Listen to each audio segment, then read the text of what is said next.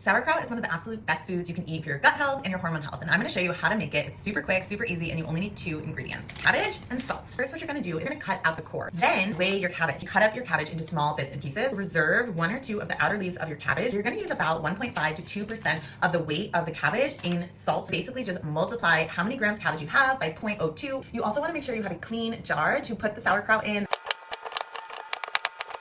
So once you have all of your cabbage cut, you're just going to transfer it to a big bowl. Add your salt. You want to give it a really good massage and allow the cabbage juices to start to come out. Massage it long enough so that it looks a little bit like this and it starts to have a liquid. So you want to see that liquid there. So keep massaging it until you get a lot of liquid coming out of it. Transfer all of this cabbage into our clean jar. So you're going to put it all in there, pack it down really tight, and then we'll pour our liquid over the top. So we've got our cabbage in there. I like to just take my fist and push it down so it's firmly pushed down to the bottom of the jar. Then you're going to take the liquid that you had from before and you're going to pour it over the cabbage.